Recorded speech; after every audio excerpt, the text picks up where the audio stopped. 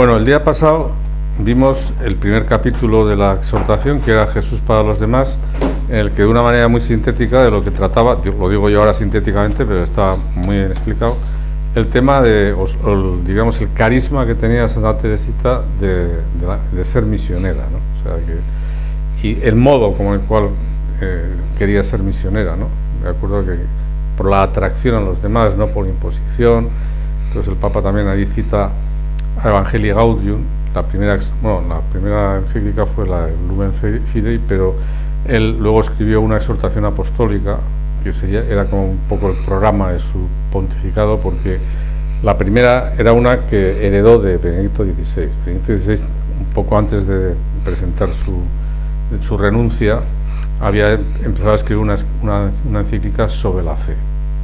Había escrito sobre la caridad, sobre la esperanza, y le faltaba una sobre la fe, que la estaba escribiendo, pero bueno, las situaciones se precipitaron, entonces presentó su renuncia, y entonces el documento que estaba sin terminar lo terminó el Papa Francisco y lo publicó, que es una encíclica de dos papas. Bueno, uno de los descubrimientos más importantes de Teresita para el bien de todo el pueblo de Dios es su caminito, el camino de la confianza y del amor, también conocido como el camino de la infancia espiritual. Todos pueden seguirlo en cualquier estado de vida, en cada momento de la existencia. Es el camino que el Padre Celestial revela a los pequeños. Esto es de la exhortación apostólica, que ahora tenemos a ver otro pasaje, ¿no? Yo he puesto aquí el pasaje de San Mateo, ¿no? En aquel tiempo, tomando Jesús la palabra, dijo: Yo te bendigo, Padre, Señor del cielo y de la tierra, porque has ocultado estas cosas a sabios e inteligentes y las has revelado a los pequeños. Es en Mateo 11:25. O también si alguna vez habéis rezado, habéis la oración que hay en Capuchinos, donde está el Padre Pío, también se habla ahí de la infancia espiritual. Teresita, seguimos con la exhortación apostólica. Teresita relató el descubrimiento del caminito en la historia de un alma. Esto es una cita textual de Santa Teresita. A pesar de mi pequeñez, puedo aspirar a la santidad. Agrandarme es imposible. Tendré que soportarme tal cual soy, con todas mis imperfecciones. Pero quiero buscar la forma de ir al cielo por un caminito muy recto y muy corto, por un caminito totalmente nuevo. Y ahora, pues, como ya hemos venido haciendo en las otras sesiones que hemos venido, pues nos vamos ya a la historia de un alma, en este caso al manuscrito C, donde aparece Teresa y su priora, ¿no? Y entonces Santa Teresita, que le escribe precisamente esto a la Madre María de Gonzaga, que es a la que le dedica este manuscrito, dice: muchas hermanas piensan que usted me ha mimado, sin embargo no es así. Le agradezco que no me haya tratado con miramientos. Jesús sabía muy bien que su Florecita necesitaba el agua vivificante de la humillación, que era demasiado débil para echar raíces sin esa ayuda, y quiso prestársela, Madre, por medio de usted. De 1 año y medio a esta parte, Jesús ha querido cambiar la forma de hacer crecer a su Florecita. Sin duda pensó que estaba ya suficientemente regada, pues ahora es el sol quien la hace crecer. Jesús no quiere ya para ella más que su sonrisa divina, y esa sonrisa se la da también por medio de usted, Madre querida. Y ese dulce sol, lejos de ajar la florecita, la hace crecer de una manera maravillosa. No quiero hablar de las muestras de amor y de confianza que usted me ha dado, pero no piense que el corazón de su hija sea insensible a ellas. Sé muy bien que ahora no tengo nada que temer. Puedo gozarme de ellas, atribuyendo a Dios todo lo bueno que Él ha querido poner en mí. Si a Él le gusta hacerme parecer mejor de lo que soy, es muy libre de hacer lo que quiera. ¿Por qué caminos tan diferentes, Madre, lleva el Señor a las almas? En la vida de los santos vemos que hay muchos que no han querido dejar nada de sí mismos, y después de su muerte ni el menor recuerdo, ni el menor escrito. Hay otros, en cambio, como nuestra Madre Santa Teresa, que han enriquecido la Iglesia con sus sublimes revelaciones, sin temor alguno a revelar los secretos del Rey, a fin de que sea más conocido y más amado de las almas. ¿Cuál de estos dos tipos de santo agrada más a Dios? Me parece que ambos le agradan por igual, pues todos ellos han seguido las mociones del Espíritu Santo. Y el Señor dijo: decid al justo que todo está bien. Sí, cuando solo se busca la voluntad de Jesús, todo está bien. Usted, Madre, sabe bien que yo siempre he deseado ser santa, pero cuando me comparo con los santos, siempre constato que entre ellos y yo existe la misma diferencia que entre una montaña cuya cumbre se pierde en el cielo y el oscuro grano que los caminantes pisan al andar. Pero en vez de desanimarme, me he dicho a mí misma: Dios no puede inspirar deseos irrealizables, por lo tanto, a pesar de mi pequeñez, puedo aspirar a la santidad. Pero quiero buscar la forma de ir al cielo por un caminito muy recto y muy corto, por un caminito totalmente nuevo. Y ahora, antes de seguir con la exhortación apostólica, podemos recordar cómo en el Concilio Vaticano II pues se propone que todos estamos llamados a la santidad. Y ahora, siguiendo el carisma de Santa Teresita, se ve que es muy fácil, ¿no? Es con el camino de la infancia espiritual. Digo, se dice muy fácil y se hace muy difícil, ¿eh? Pero quiero decir que a este camino todos podemos participar de este camino. Otra cosa es que nos resulte más o menos difícil, que seamos más o menos soberbios, que queramos que en el futuro se nos haya escuchado, que hayamos querido dejar algún libro para el futuro o lo que sea, con lo cual dificulta mucho más que seas pequeño, que tengas esto o lo que sea, ¿no? Pero es así. Bueno, seguimos otra vez con la exhortación apostólica. Para describir ese caminito nuevo de Santa Teresita, usa la imagen del ascensor. El ascensor que ha de elevarme hasta el cielo son tus brazos, Jesús, y para eso no necesito crecer. Al contrario, tengo que seguir siendo pequeña. Tengo que empequeñecerme más y más. Pequeña, incapaz de confiar en sí misma, aunque firmemente segura en la potencia amorosa de los brazos del Señor. Claro, aquí es donde se ve lo que vamos a ver luego posteriormente, pero que puedo anticipar, ¿no? O sea, hay que decir que Santa Teresita confía en la gracia santificante, que es uno de los temas que vamos a ver, aunque es un poco largo y a ver si podemos verlo un poco rápido, que está en la exhortación del Papa Francisco, Gaudete Exsultate, sobre la santidad. Precisamente es el tema de la gracia santificante y las herejías, pelagianismo y semipelagianismo, que son las contrarias precisamente a la gracia, en las que se pone que la voluntad del hombre es la que es capaz, o que tú te santificas, o tú te salvas, o tú por tus propios medios, por tu voluntarismo, y no por la gracia de Dios. Pues aquí está puesto precisamente, está mostrando lo otro, de manera que, como ella dice en algún momento, aunque yo hubiera pecado más que nadie, o todos los pecados del mundo, pues no tendría ningún problema, porque se me pondría a los pies del Señor y Él me perdonaría con toda su misericordia. Y esa es la tesitura que hemos de tener. O sea, no se puede decir, bueno, yo voy a pecar, voy a ir con sequedad y luego ya me arrepentiré. No, eso no sería válido, pues eso sería ficticio, ¿no?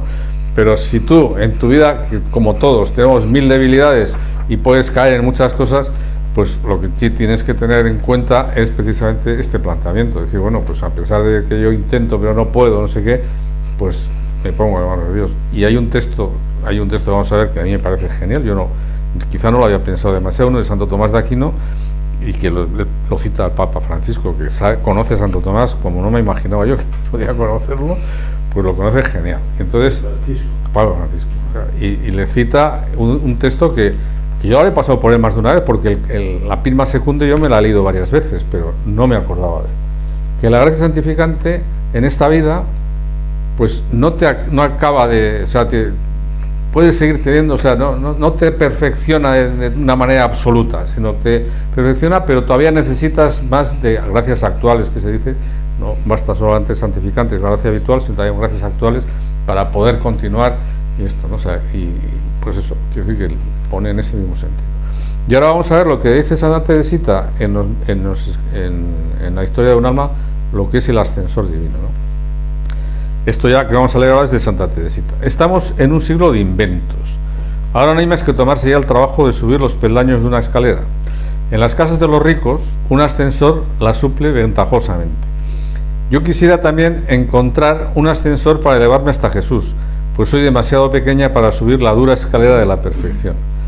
Entonces busqué en los libros sagrados algún indicio del ascensor, objeto de mi deseo, y leí estas palabras salidas de la boca de sabiduría eterna: el que sea pequeñito, que venga a mí.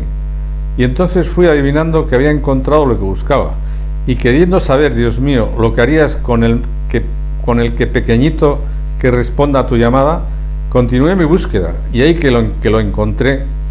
Como una madre acaricia a su hijo, así os consolaré yo. Os llevaré en mis brazos y sobre mis rodillas os meceré. Nunca palabras más tiernas ni más melodiosas alegraron mi alma. El ascensor que ha de elevarme hasta el cielo son tus brazos, Jesús, que es lo que ha dicho el Papa. Ha elegido el texto central, ¿no? Pero bueno, me parece interesante que se vea en el contexto, ¿no? del escrito de la Santa. Más tierna, nunca palabras más tiernas ni más melodiosas alegraron mi alma. El ascensor que ha de elevarme hasta el cielo son tus brazos. Y para esto no necesito crecer, al contrario, tengo que seguir siendo pequeña, tengo que empequeñecerme más y más.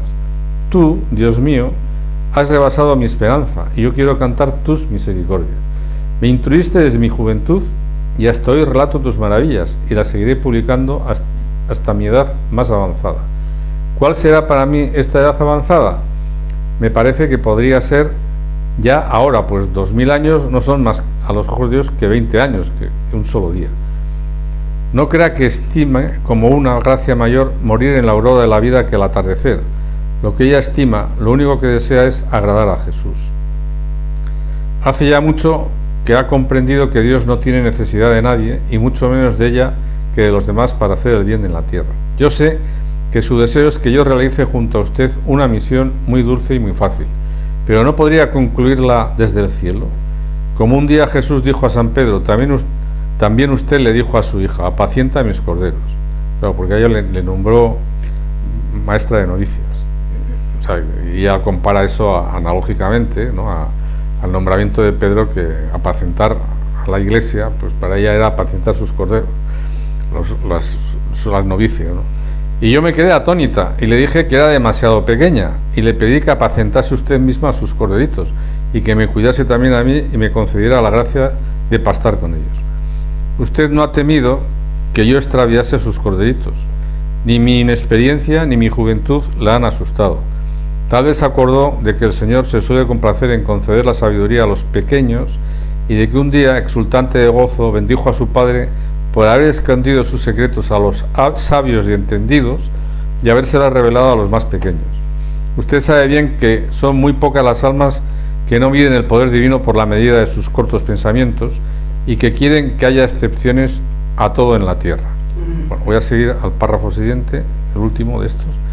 Madre, yo soy demasiado pequeña para sentir vanidad. Soy demasiado pequeña también para hacer frases bonitas con el fin de hacerle creer que tengo una gran humildad. Prefiero reconocer con toda sencillez que el Todopoderoso ha hecho obras grandes en el alma de la hija de su divina madre y que la más grande de todas es haber hecho ver su pequeñez, su impotencia. Madre querida, usted sabe cómo Dios ha querido que mi alma pasara por muchas clases de pruebas. He sufrido mucho desde que estoy en la tierra, pero si en mi niñez sufría con tristeza, ahora ya no sufro así. Lo hago con alegría y con paz. Soy realmente feliz de sufrir. La verdad que cuando estuvimos viendo algunos pasajes de su vida, tuvo una temporada en la cual pues tenía con muchas nostalgias y al final consideró que cuando aquel festividad de Reyes, cuando esto pues le atribuyó que una especie de curación milagrosa de esa debilidad que tenía, psicológica que tenía ella, ¿no? Y ahora pasamos otra vez a la exhortación apostólica, ¿no? Es el dulce camino del amor. Estamos hablando del camino de la perfección, el de hacerse como niños, lo del ascensor, abierto por Jesús a los pequeños y a los pobres, a todos. Aquí está lo del Concilio Vaticano II, que es previo al Concilio Vaticano II. Todos estamos llamados a la santidad. Es el camino de la verdadera alegría. Frente a una idea pelagiana de santidad, ahora viene, exhortación apostólica Gaudete exsultate, individualista y elitista, más ascética que mística, que pone el énfasis principal en el esfuerzo humano, Teresita subraya siempre la primacía de la acción de Dios de su gracia. Así llega a decir: sigo teniendo la misma confianza, audaz de llegar a ser una gran santa, pues no me apoyo en mis méritos, que no tengo ninguno, sino en aquel que es la virtud y la santidad misma. Solo Él, conformándose con mis débiles esfuerzos, me elevará hasta Él, y cubriéndome con sus méritos infinitos, me hará santa.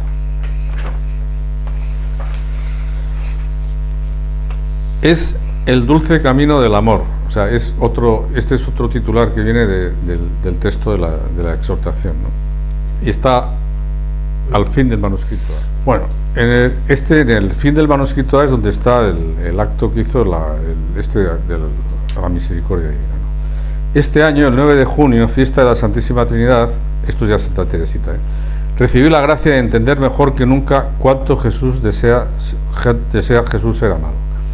Pensaba en las almas que se ofrecen como víctimas a la justicia de Dios para desviar y atraer sobre sí mismas los castigos reservados a los culpables. Esta ofrenda me parecía grande y generosa, pero yo estaba lejos de sentirme inclinado hacia ella. Dios mío, exclamé desde el fondo de mi corazón, ¿solo tu justicia aceptará almas que se inmolen como víctimas? ¿No tendrán también necesidad de ellas tu amor misericordioso? En todas partes es desconocido y rechazado. Los corazones a los que tú deseas prodigárselo se vuelven hacia las criaturas, mendigándoles a ellas con su miserable afecto la felicidad, en vez de arrojarse en tus brazos y aceptar tu amor infinito. Oh Dios mío, tu amor despreciado, ¿tendrá que quedarse encerrado en tu corazón? Creo que si encontraras almas que se ofreciesen como víctimas de holocausto a tu amor, las consumirías rápidamente. Si a tu justicia, que solo se extiende a la tierra, le gusta descargarse, ¿cuánto más deseará abrazar a las almas tu amor misericordioso? Pues tu misericordia se eleva hasta el cielo. Jesús mío, que sea yo esa víctima dichosa. Fijaros el matiz que utiliza, que es un matiz muy curioso. Cuando habla de la justicia, habla refiriéndose a la tierra. Y cuando habla de la misericordia, hacia el cielo. O sea, es una manera distinta. Dice, los que se consagran a la justicia, es para que sobre ellos caigan las penas o lo que sea, los problemas, las dificultades, los sacrificios, para que no caigan en los pecadores, ¿no? Pero se refiere, va a la justicia hacia la tierra, en cambio la misericordia va hacia el cielo. Es simplemente la distinta perspectiva, ¿no? Jesús mío, que sea yo esa víctima dichosa, consume tu holocausto con el fuego de tu divino amor. Madre mía querida, tú que me permitiste ofrecerme a Dios de esa manera, tú conoces los ríos, o mejor, los océanos de gracias que ha venido a inundar mi alma desde aquel día feliz. Me parece que el amor me penetra y me cerca. Me parece que ese amor misericordioso me renueva a cada instante, purifica mi alma y no deja en ella el menor rastro de pecado. No puedo temer el purgatorio. Es curioso, ¿eh? Sé que Jesús no puede desear para nosotros sufrimientos inútiles y que no me inspiraría estos deseos que siento si no quisiera hacerlos realidad. Qué dulce es el camino del amor. Y ahora vamos a ver este tema de la gracia santificante, este tema de la misericordia, en el Papa Francisco, en la exhortación apostólica Gaudete Exsultate, cuando habla sobre el pelagianismo actual, ¿no? El gnosticismo, que es una herejía de conceptos, o sea, que eran los elegidos, los puros, ¿no? Eran los que tenían el conocimiento de lo que era, por el conocimiento se salvaban y tal y cual, no eran unos cuantos que eran los elegidos. El gnosticismo dio lugar a otra vieja herejía que también está presente hoy. Con el paso del tiempo, muchos comenzaron a reconocer que no es el conocimiento lo que nos hace mejores o santos, sino la vida que llevamos. El problema es que esto se degeneró sutilmente, de manera que el mismo error de los gnósticos simplemente se transformó, pero no fue superado. Porque el poder que los gnósticos atribuían a la inteligencia, algunos comenzaron a atribuírselo a la voluntad humana, al esfuerzo personal. Así surgieron los pelagianos y los semipelagianos.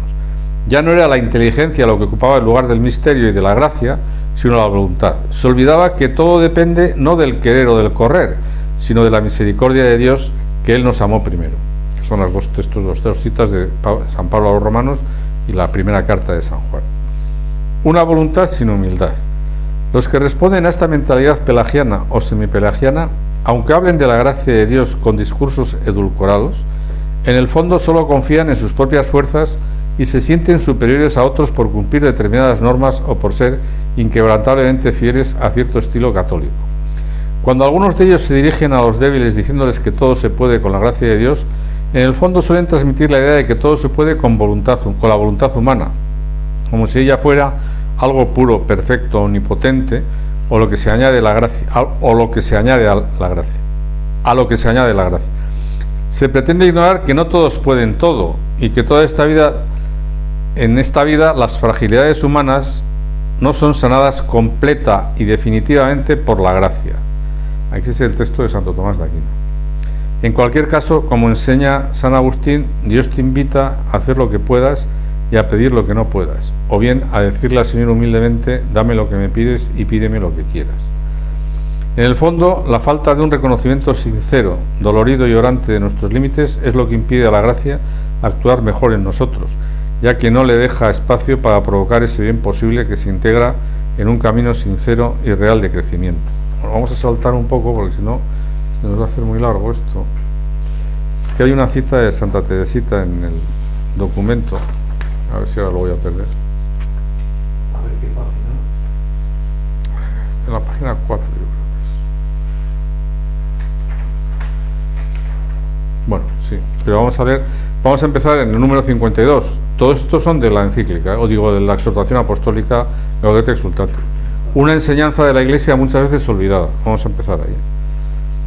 La Iglesia enseñó reiteradas veces que no somos justificados por nuestras obras o por nuestros esfuerzos, sino por la gracia del Señor que toma la iniciativa. Los padres de la Iglesia, aún antes de San Agustín, expresaban con claridad esta convicción primaria. San Juan Crisóstomo decía que Dios derrama en nosotros la fuente misma de todos los dones antes de que nosotros hayamos entrado en el combate. San Basilio Magno remarcaba que el fiel se gloría solo en Dios, porque reconoce estar privado de la verdadera justicia y que es justificado únicamente mediante la fe en Cristo. El segundo sínodo de Orange, que era contra, si no recuerdo mal, contra los semipelagianos, enseñó con firme autoridad que nada humano puede exigir, merecer o comprar el don de la gracia divina, y que todo lo que pueda cooperar con ella es previamente don de la misma gracia. Aun el querer ser limpios se hace en nosotros por infusión y operación sobre nosotros del Espíritu Santo. Posteriormente, aun cuando el Concilio de Trento destacó la importancia de nuestra cooperación para el crecimiento espiritual, reafirmó aquella enseñanza dogmática. Y esto es cita del Concilio de Trento. Se dice que somos justificados gratuitamente porque nada de lo que precede a la justificación, sea la fe, sean las obras, merece la gracia misma de la justificación. Porque si es gracia, ya no es por las obras. De otro modo, la gracia ya no sería gracia. Es una cita de la carta de San Pablo a los Romanos 11:6. ¿no? Y el Catecismo de la Iglesia Católica también nos recuerda que el don de la gracia sobrepasa las capacidades de la inteligencia y las fuerzas de la voluntad humana. Y que frente a Dios no hay en el sentido de un derecho estricto mérito alguno de parte del hombre. Entre él y nosotros la desigualdad no tiene medida. Su amistad nos supera infinitamente. No puede ser comprada por nosotros con nuestras obras y solo puede ser un regalo de su iniciativa de amor. Esto nos invita a vivir con una gozosa gratitud por ese regalo que nunca merecemos, puesto que después que uno ya posee la gracia, no puede la gracia ya recibida caer bajo mérito. Los santos evitan depositar la confianza en sus acciones.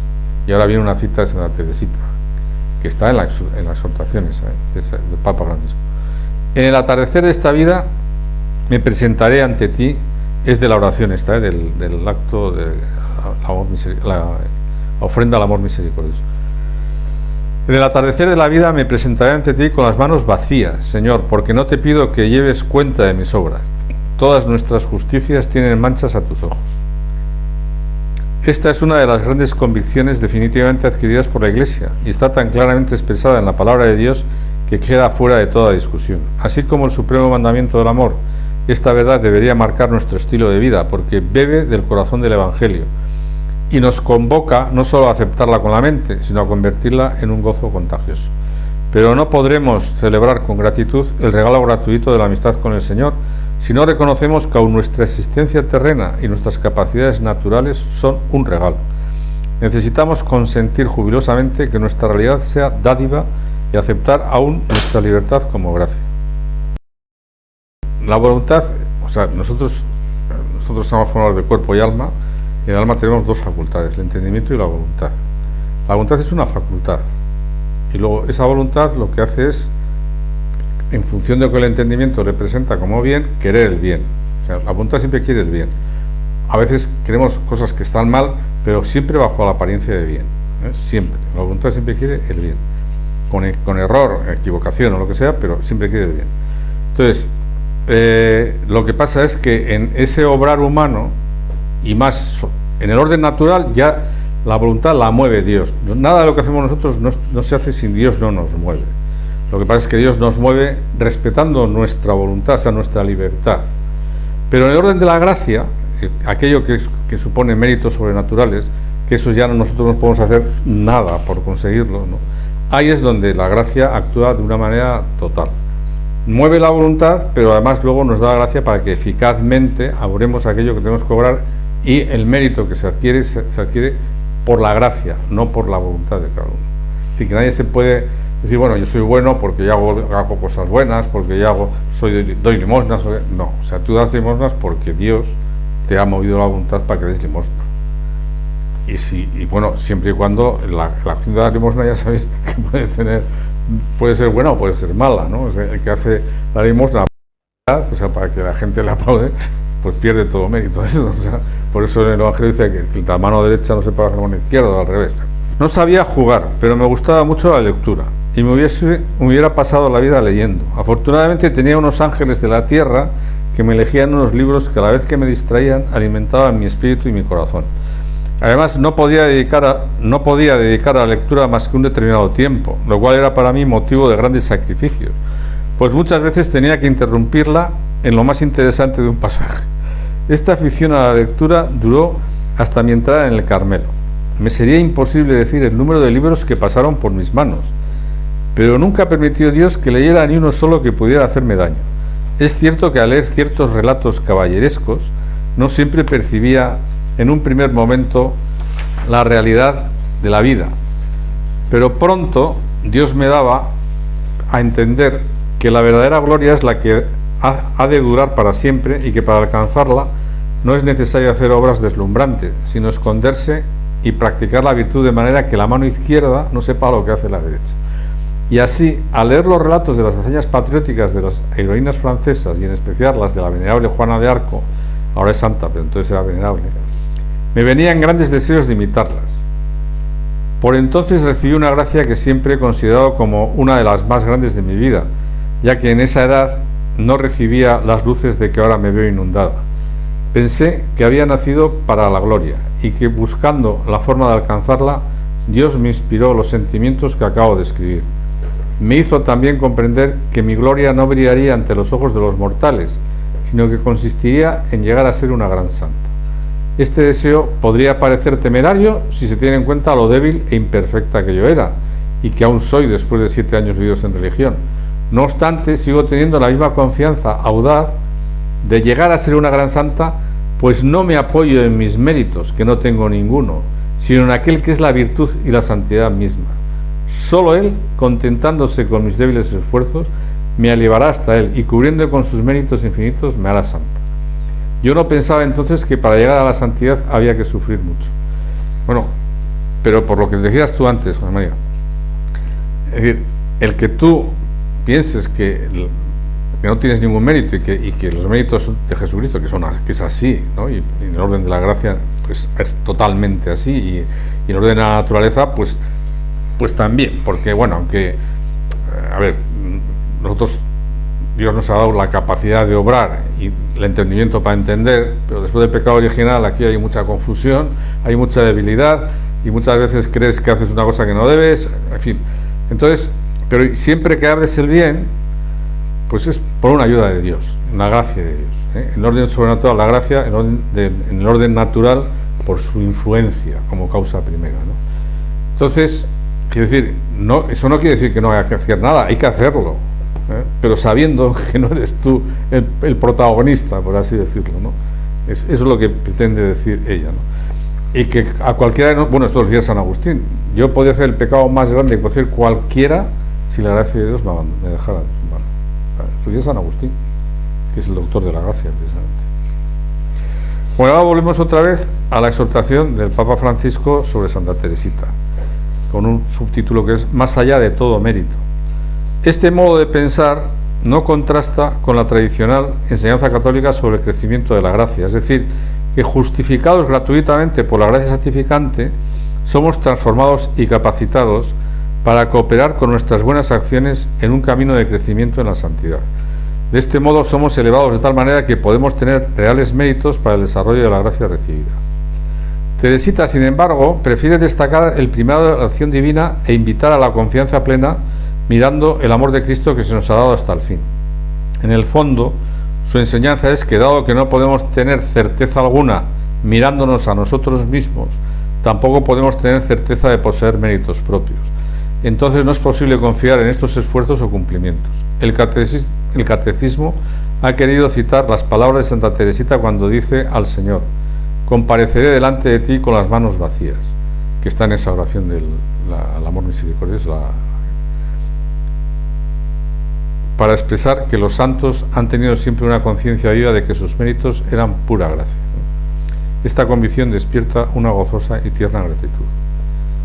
Y ahora vamos a leer la nota 28 de la exhortación apostólica Se la Confiance, en la que, bueno, que aquí en la parte de arriba es el principio del párrafo donde está el número 19, dice: prefiere el primado de la acción divina e invita a la confianza plena mirando al amor de Cristo. Y ahora va a citar el Concilio de Trento, se cita el Concilio de Trento, el Papa cita el Concilio de Trento, ¿no? Lo explicó el Concilio de Trento. Cualquiera, al mirarse a sí mismo y a su propia flaqueza e indisposición, puede temblar y temer por su gracia.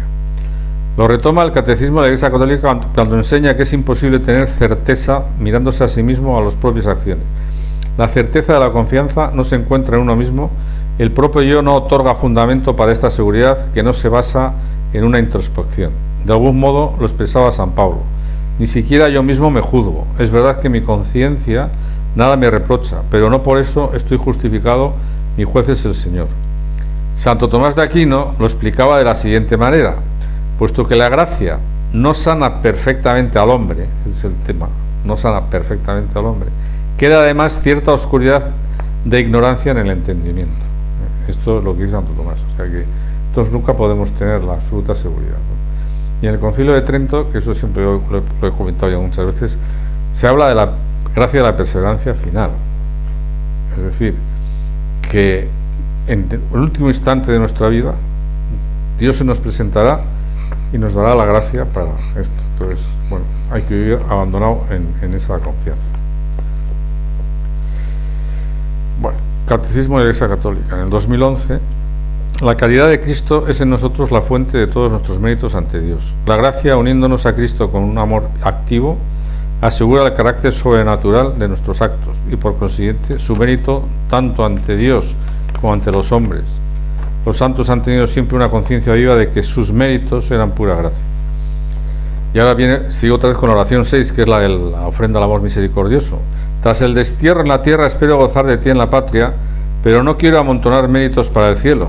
Quiero trabajar solo por vuestro amor. En el atardecer de esta vida compareceré ante ti con las manos vacías, Señor, porque no te pido que cuentes mis obras. Todas nuestras justicias tienen manchas a tus ojos. Por eso quiero revestirme de tu propia justicia y recibir de tu amor la posesión eterna de ti mismo.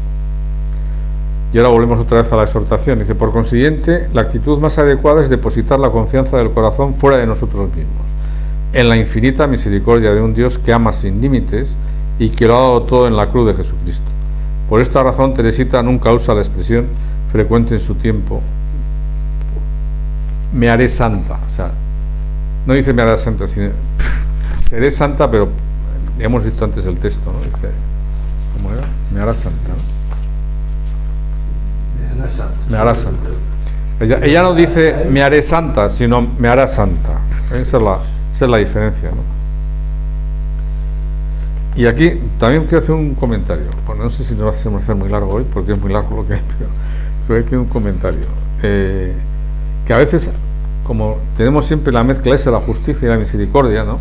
Que estamos ahí, que nunca las acabamos de compaginar bien, pues algunos pueden pensar, ¿no? Dicen, si habla de la misericordia, entonces, anchas Castilla, aquí a vivir como uno quiere, tal, ven, todos los vicios, no sé qué. No, eso no es así. Eso es como yo cuando me acuerdo que el jesuita que a mí cuando tuve director espiritual en Bilbao, el padre Gartua, cuando estaba estudiando allí, pues siempre decía lo mismo, o sea, el que hace los primeros viernes para pensar que luego ya, como está la promesa de la salvación, que no le valen para nada, o sea, porque eso es como decir cree engañar a Dios, que a Dios nadie le engaña. O sea, entonces tú haces los 9 primeros con toda su buena voluntad y luego Dios tendrá en cuenta esa promesa. Pero si tú los haces con la intención de engañarle a Dios, decir, bueno, como tú has hecho esto, yo hago ahora y ya sé que me voy a salvar. No, entonces no te salvas. Bueno, a lo mejor también, pero que decirte que no ese es el camino, ni ese es el planteamiento. No puede ser ese el planteamiento. Y seguimos otra vez con la exhortación. Sin embargo, su confianza sin límites alienta a quienes se sienten frágiles, limitados, pecadores, a dejarse llevar y transformar para llegar alto. Si todas las almas débiles e imperfectas sintieran lo que siente la más pequeña de todas las almas, el alma de tu Teresita, ni una sola perdería la esperanza de llegar a la cima de la montaña del amor, pues Jesús no pide grandes hazañas, sino únicamente abandono y gratitud.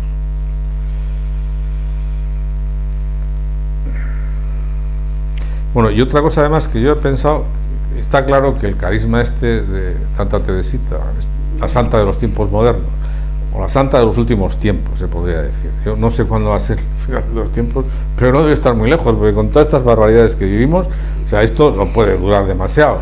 Digo, no porque sea yo profeta de que va a llegar, o sea, aparte que sí está profetizado, pero no sé cuándo va a ser. Pero bueno, todas las sociedades podridas al final han caído. El Imperio Romano, que en todos los imperios de todos podridos, todos siempre han caído, o sea, no ha subsistido ninguno. Lo único que ha subsistido es el pueblo de Israel, en la medida en que es fiel a la promesa y porque Dios es fiel a lo que ha prometido, y el cristianismo, no hay más. O sea, que decir eso, por más que quiera decir, no, es que cada vez estamos peor, sí, es verdad. Pero, y ahora yo lo que quiero decir es que, dada la situación en la que se encuentra el mundo, y eso que comentó yo antes, lo que ya no recibe la juventud en muchas partes, ni aquí mismo, que es donde más podía recibir, que no lo recibe, ¿no? La escasez de sacerdotes, o sea, el día pasado estuvimos a la despedida de las monjas, no hay vocaciones, no hay tal, o sea, esto, o sea, hay que decir, tiene una deriva muy esto, ¿no? Bueno, pues yo pienso que es el momento en el cual Dios, con su gracia, infinita misericordia, pues ahora, porque claro, no va a permitir que el demonio le gane, eso está claro. O sea, que a ver quién va a ganar, Jesucristo o el demonio. No, está claro que no. Luego, aunque no lo entendamos cómo, pero en esta situación de la gente al final desquiciada o lo que sea, de alguna manera, al llegar la gracia de Dios, o no sé si en la perseverancia final o antes, pues acabará convirtiéndose y se irá al cielo, y el demonio se quedará con el palmo de las narices, ¿no? Jesús, bueno, ahora vamos a leer otro texto de Santa Teresita, ¿no? Jesús no pide grandes hazañas, sino abandono y gratitud. Del manuscrito B. Jesús se complace en mostrarme el único camino que conduce a esa hoguera divina. Ese camino es el abandono del niñito que se duerme sin miedo en brazos de su padre. El que sea pequeñito, que venga a mí, dijo el Espíritu Santo por boca de Salomón. Y ese mismo Espíritu de amor dijo también que a los pequeños se les compadece y perdona. Y en su nombre el profeta Isaías nos revela que en el último día el Señor apacentará como un pastor a su rebaño, reunirá a los corderitos y los estrechará contra su pecho. Como una madre acaricia a su hijo, así os consolaré yo, os llevaré en brazos y sobre las rodillas os acariciaré. Sí, madrina querida, ante un lenguaje como este solo cabe callar y llorar de agradecimiento y de amor. Si todas las almas débiles e imperfectas sintieran lo que siente la más pequeña de todas las almas, el alma de tu Teresita, ni una sola perdería la esperanza de llegar a la cima de la montaña del amor.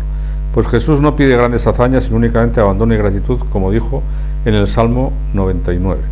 No aceptaré un becerro en tu casa, ni un cabrito de tus rebaños, pues las fieras de la selva son mías, y hay miles de bestias en mis montes. Conozco todos los pájaros del cielo. Si tuviera hambre no te lo diría, pues el orbe y cuanto lo llena es mío. ¿Comeré yo carne de toros, beberé sangre de cabritos? Ofrece a Dios sacrificios de alabanza y de acción de gracias. He aquí pues todo lo que Jesús exige de nosotros. No tiene necesidad de nuestras obras, sino solo de nuestro amor. Bueno, seguimos, ¿no? Volvemos otra vez a la exhortación. Dice, esta misma insistencia de Teresita es la iniciativa divina. En la iniciativa divina hace que cuando habla de la Eucaristía no ponga en primer lugar su deseo de recibir a Jesús en la Sagrada Comunión, sino el deseo de Jesús que quiere unirse a nosotros y habitar en nuestros corazones. En la ofrenda del amor misericordioso, sufriendo por no poder recibir la comunión todos los días, dice a Jesús, quédate en mí como en el sagrario. El centro y el objeto de su mirada No es ella misma con sus necesidades, sino Cristo que ama, que busca, que desea, que habita en el abandono cotidiano. O sea, el número 23 de la exhortación apostólica es la confianza. La confianza que Teresita promueve no debe entenderse solo en referencia a la propia santificación y salvación. Tiene un sentido integral, que abraza la totalidad de la existencia concreta y se aplica a nuestra vida entera, donde muchas veces nos abruman los temores, el deseo de seguridades humanas, la necesidad de tener todo bajo control. Aquí es donde aparece la invitación al santo abandono. La confianza plena que se vuelve abandono en el amor nos libera de los cálculos obsesivos, de la constante preocupación por el futuro, de los temores que quitan la paz. En sus últimos días Teresita insistía en esto. Los que corremos por el camino del amor creo que no debemos pensar en lo que puede ocurrirnos de doloroso en el futuro, porque eso es faltar a la confianza. Si estamos en las manos de un Padre que nos ama sin límites, eso será verdad, pase lo que pase. Saldremos adelante más allá de lo que ocurra, y de un modo u otro se cumplirá en nuestras vidas su proyecto de amor y plenitud. Y ahora otro subapartado que dice: un fuego en medio de la noche. Teresita vivía la fe más fuerte y segura en la oscuridad de la noche e incluso en la oscuridad del Calvario. Su testimonio alcanzó el punto culminante en el último periodo de su vida, en la gran prueba contra la fe, también nos hablará del tema que hablará Eduardo, ¿no?, que comenzó en la Pascua de 1896. En su relato ella pone esta prueba en relación directa con la dolorosa realidad del ateísmo de su tiempo. Vio de hecho a finales del siglo XIX, que fue la edad de oro del ateísmo moderno como sistema filosófico e ideológico. O sea, fijaros qué actualidad tiene hoy día Santa Teresita, porque claro, ese ateísmo entonces era de determinados grupos, y ahora está como muy extendido, mucho más extendido que entonces, ¿no? Cuando escribió que Jesús había permitido que su alma se viese invadida por las más densas tinieblas, estaba indicando la oscuridad del ateísmo y el rechazo de la fe cristiana. En unión con Jesús, que recibió en sí toda la oscuridad del pecado del mundo cuando aceptó beber el cáliz de la pasión, Teresita percibe en esa noche tenebrosa la desesperación, el vacío de la nada. Entonces aquí viene, ella explica la gran prueba de la fe, que Eduardo nos hablará, y únicamente yo voy a decir esto porque, bueno, todo el tema era que ella que vivía con una fe tremenda y esto y tal, y nunca había tenido la más sombra de duda, pero se ofreció precisamente por los ateos, y entonces Dios permitió que tuviera esto, ¿no? Aquí, en la página 9, relaciona esta prueba con el ateísmo. En el manuscrito C, dice: yo gozaba por entonces de una fe tan viva y tan clara que el pensamiento del cielo constituía toda mi felicidad. Leo esto porque en la exhortación está, y yo me he comprometido a buscar los textos de Santa Teresita donde el Papa ha citado.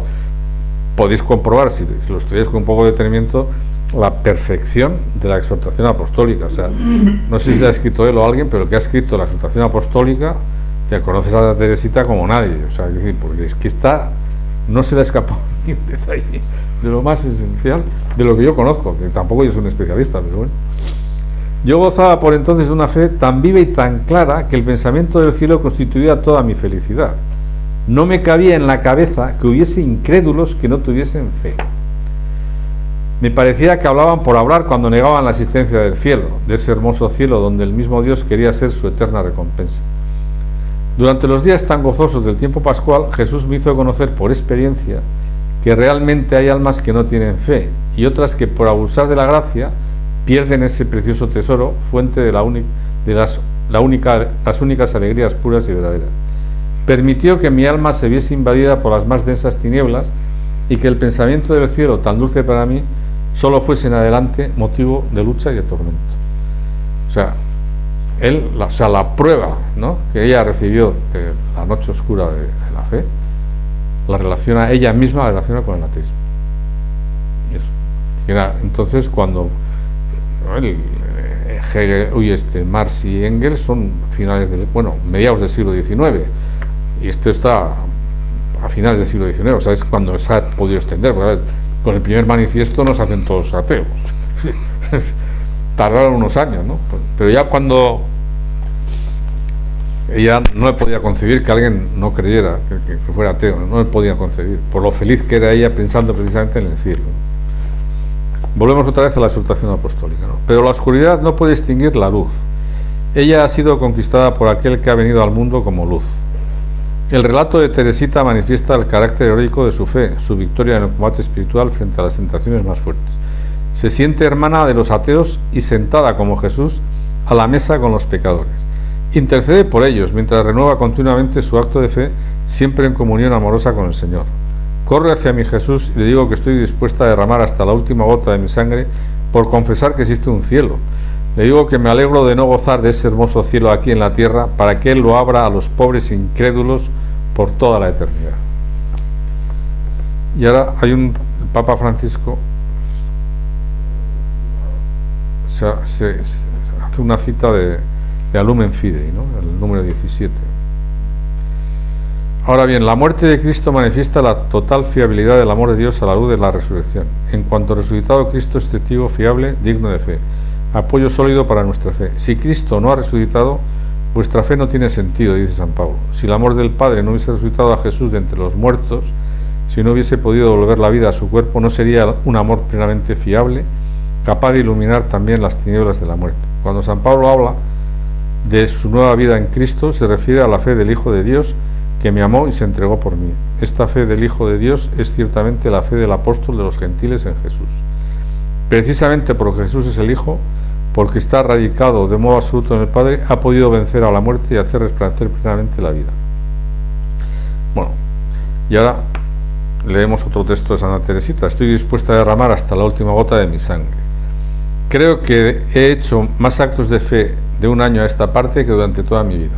Cada vez que se presenta el combate, cuando los enemigos vienen a provocarme, me porto valientemente sabiendo que batirse en duelo es una cobardía. Vuelvo la espalda a mis adversarios sin dignarme siquiera mirarlos a la cara. Corro hacia mi Jesús y le digo que estoy dispuesta a derramar hasta la última gota de mi sangre por confesar que existe un cielo. Le digo que me alegro de no gozar de este hermoso cielo aquí en la tierra para que Él lo abra a los pobres incrédulos por toda la eternidad. Lo hemos leído antes, pero bueno. Y ahora seguimos con la exhortación. Junto con la fe, Teresa vive intensamente una confianza ilimitada en la infinita misericordia de Dios. La confianza puede conducirnos al amor. Este es el título de la exhortación apostólica. O sea que hemos llegado en este momento al momento culminante de la exhortación apostólica. La confianza puede conducirnos al amor. Que bueno, que en el francés es debe conducirnos al amor. Que ya nos lo tradujo aquí Xavier el primer día, ¿no? La carta 197 a Sor María del Sagrado Corazón. Este es un tesoro también. Vive aún en la oscuridad, lo leeremos luego. En la oscuridad la confianza total del niño que se abandona sin miedo en los brazos de su padre y de su madre. Para Teresita, de hecho, Dios brilla ante todo a través de su misericordia, clave de comprensión de cualquier otra cosa que se diga de Él. A mí me ha dado su misericordia infinita y a través de ella contemplo y adoro las demás perfecciones divinas.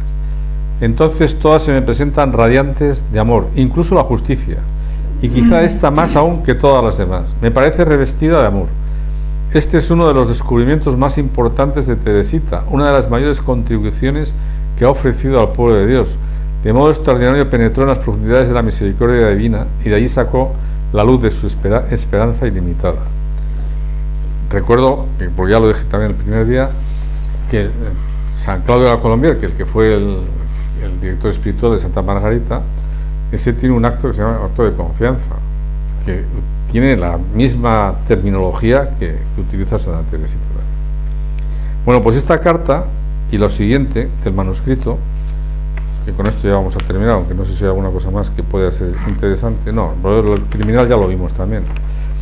Pues es para mí lo más novedoso y lo más, digamos, más importante de Santa Teresita, ¿no?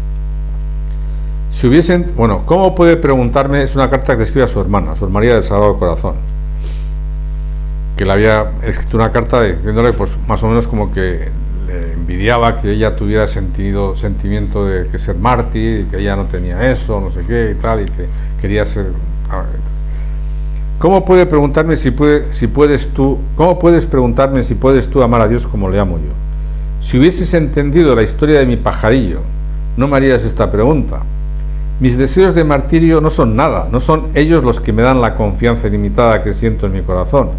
A decir verdad, son las riquezas espirituales las que hacen injusto al hombre cuando se apoya en ellas con complacencia, creyendo que son algo grande. Recuerda aquellas palabras del Padre: los mártires sufrieron con alegría y el rey de los mártires sufrió con tristeza. Esto que pone aquí, que lo dice Tai muy rápidamente, esto yo creo, bueno, porque yo tengo un sermón del Padre Pichon, que era el director espiritual de varias de la familia de Santa Teresita y de ella también. Tiene un sermón sobre la oración del huerto, de una pasada, porque precisamente es esta la idea. Por eso me llamó la atención, porque dice, esta es la idea que el Padre Pichon les transmitió. Es decir, que así como ha habido mártires que han ido cantando al martirio y dando gloria a Dios y alegremente llegando, Jesucristo, que es el Hijo de Dios, que es el Rey de los mártires, como dice aquí, no quería ser mártir, no quería morir. Padre, aparta de mí este cáliz, pero no se haga mi voluntad, es una tuya. Pero él no quería, o sea, no iba contento, no iba alegre al martirio, ¿no? O sea, sí, Jesús dijo: Padre, aparta de mí este cáliz. Hermana querida, ¿cómo puedes decir después de esto que mis deseos son la señal de mi amor? No, yo sé muy bien que no es esto en modo alguno lo que le agrada a Dios en mi pobre alma. Lo que le agrada es verme amar mi pequeñez y mi pobreza. Es la esperanza ciega que tengo en su misericordia. Este es mi único tesoro. Madrina querida, ¿por qué este tesoro no va a ser también el tuyo? ¿No estás dispuesta a sufrir todo lo que Dios quiera? Yo sé muy bien que sí, pues entonces si deseas sentir alegría o atractivo por el sufrimiento, es tu propio consuelo lo que buscas, pues cuando se ama una cosa desaparece el dolor. Te aseguro que si fuésemos las dos juntas al martirio con las disposiciones que hoy tenemos, tú tendrías un gran mérito y no tendría ninguno, a menos que Jesús tuviese a bien cambiar mis disposiciones. Comprende que para amar a Jesús, para ser su víctima de amor, cuanto más débil se es, sin deseos ni virtudes, más cerca se está de las operaciones de ese amor consumidor y transformante. Con el solo deseo de ser víctima ya basta, pero es necesario aceptar ser siempre pobres y sin fuerzas, y eso es precisamente lo difícil, pues al verdadero pobre de espíritu, ¿quién lo encontrará? Hay que buscarle muy lejos, dijo el salmista. No dijo que hay que buscarlo entre las almas grandes, sino muy lejos, es decir, en la bajeza, en la nada. Mantengámonos pues muy lejos de todo lo que brilla, amemos nuestra pequeñez, deseemos no sentir nada, entonces seremos pobres de espíritu y Jesús irá a buscarnos por lejos que nos encontremos y nos transformará en llamas de amor. La confianza, y nada más que la confianza, puede conducirnos al amor.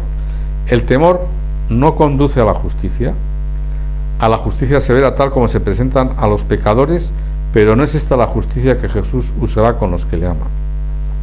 Y voy a decir otra cosa sobre el temor, que también es un tema que me parece importante porque está metido aquí con el tema de la justicia y referido con el, ya sé que lo he dicho 1000 veces, pero bueno, permitirme que lo repita otra vez, del Señor mío Jesucristo. Digo, a mí me pesa de todo corazón de haberos ofendido porque os amo sobre todas las cosas, y también me pesa porque podéis castigarme con las penas del infierno.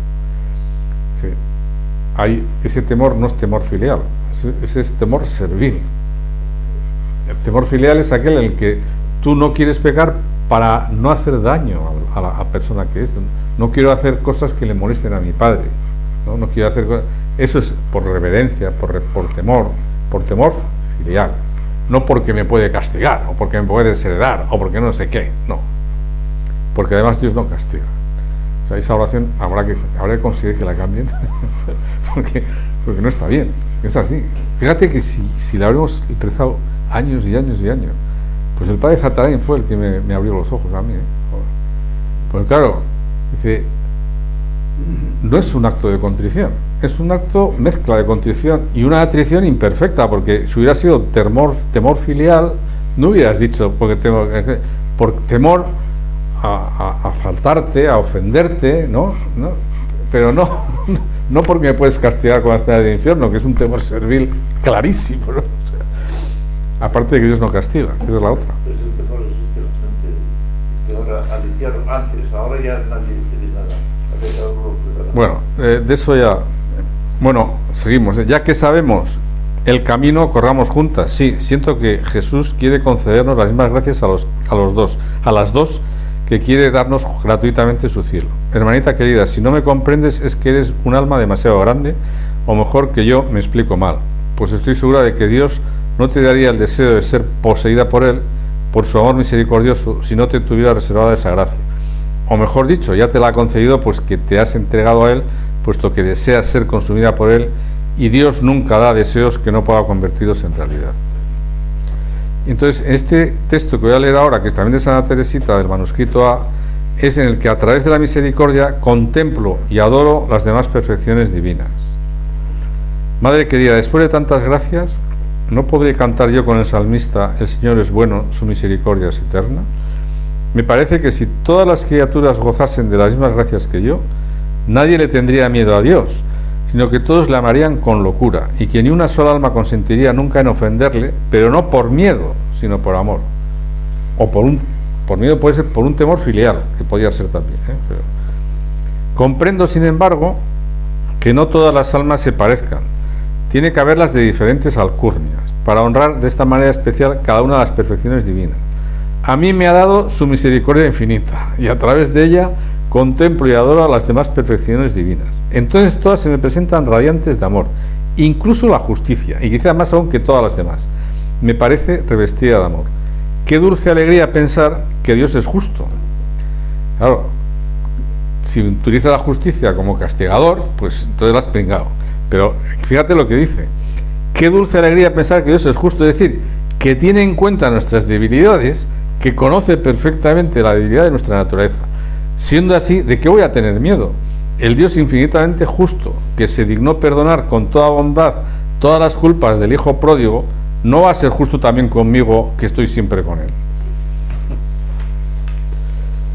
Vale, pues ese es un pasaje impresionante. Y ahora, pues terminamos con estos dos, en una firmísima esperanza, con el 28 y el 29. Y luego el criminal Panzini, eso ya lo hemos visto, o sea que no. Con estos dos párrafos de aquí terminamos. Antes de su entrada en el Carmelo, esto del Papa, de la exhortación, Teresita había experimentado una singular cercanía espiritual con una de las personas más desventuradas, el criminal Henry Panzini, condenado a muerte por triple asesinato y no arrepentido. Al ofrecer la misa por él y rezar con total confianza por su salvación, sin dudar lo pone en contacto con la sangre de Jesús y dice a Dios que está segurísima de que en el último momento él lo perdonaría y que ella lo creería aunque no se confesase ni diese muestra alguna de arrepentimiento. Da la razón de su certeza. Tanta confianza tenía en la misericordia infinita de Jesús. Cuánta emoción luego al descubrir que Panzini subió al cadalso, de repente tocado por una súbita inspiración se volvió, cogió el crucifijo que le prestaba el sacerdote y besó por 3 veces sus llagas sagradas. Esta experiencia tan intensa de esperar contra toda esperanza fue fundamental para ella. A partir de esta gracia, sin igual, mi deseo de salvar almas fue creciendo de día en día. Teresita es consciente del drama del pecado, aunque siempre la veremos inmersa en el misterio de Cristo, con la certeza de que donde abundó el pecado, sobreabundó la gracia. El pecado del mundo es inmenso, pero no es infinito. En cambio, el amor misericordioso del Redentor, este sí es infinito. Teresita es testigo de la victoria definitiva de Jesús sobre todas las fuerzas del mal a través de su pasión, muerte y resurrección. Movida por la confianza, se atreve a plantear: Jesús, haz que yo salve muchas almas, que hoy no se condene ni una sola. Jesús, perdóname si digo cosas que no debiera decir, solo quiero alegrarte y consolarte. Esto nos permite pasar a otro aspecto de ese aire fresco, que es el mensaje de Santa Teresita de Jesús, del Niño de Jesús y de la Santa Faz, que es el capítulo siguiente. Bueno, pues ya hemos terminado.